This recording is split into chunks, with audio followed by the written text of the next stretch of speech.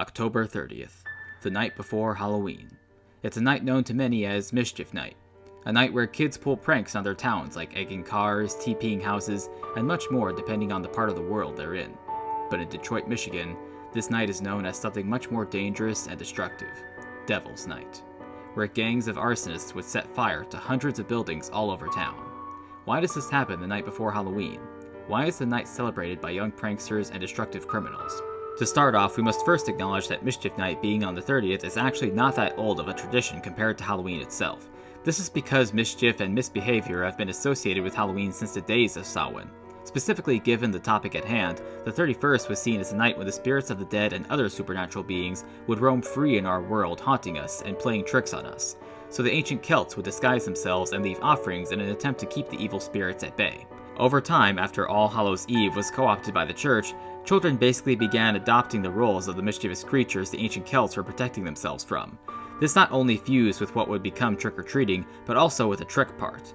Like many other Halloween traditions, this too was brought over when the Irish and Scottish immigrants settled in America in the late 1800s and was fairly quickly adopted by other American children. For a while, kids would go out and pull pranks on the townfolk during Halloween, but when trick-or-treating became more popular, most kids ceased their Halloween pranks in favor of dressing up in costumes and asking for candy. This led to parents believing that trick-or-treating was what stopped Halloween pranks, but this isn't actually true, as even today there are occasionally those kids who skip trick-or-treating in order to play pranks instead.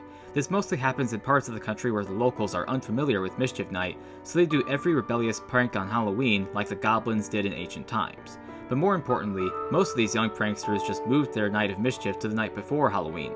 Pull tricks on one night, get treats on the other. Tricks and treats. Meanwhile, in the UK, Mischief Night was moved to November 4th, after Halloween and All Souls Day. Some historians believe that the pranks becoming more intense in the last century were the result of stress from the Great Depression and then the Second World War after it. Whether that was the reason for the increase in pranks or not, that tradition has stuck from generation to generation of kids who use this night, the night before Halloween, as an excuse to misbehave. And so it has been for nearly a century. Although most pranks pulled on Mischief Night are relatively harmless, the night has taken a darker and more violent turn in other parts of the country over the years. This is where Devil's Night comes in, a night more associated with violence and destruction. During the Salem witch trials of the late 1600s, Devil's Night was used as a night to coordinate several witch hunts before any supposed witches could use their magic on the townfolk on Halloween.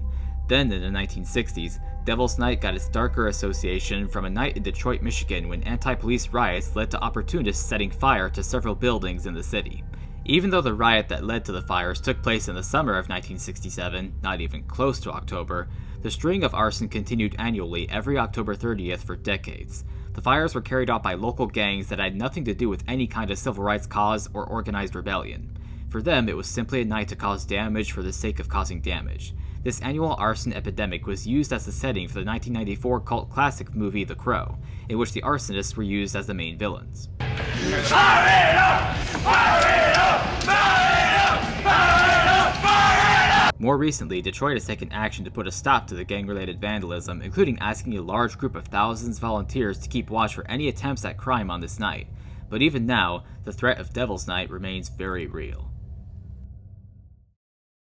Halloween tends to get a negative reputation from people because of nights like this. It is a sincere hope of this channel that such violent acts on Mischief Night are ended. There is little that can be done to stop kids from pulling pranks involving toilet paper and eggs with or without Halloween. But as a community, let's do what we can to keep Devil's Night down to just Mischief Night. And remember what really makes Halloween special. A night for respecting the dead and telling scary stories. And eating too much candy. Thank you for watching this Halloween history video. Check out some of our previous history videos and remember to live Halloween.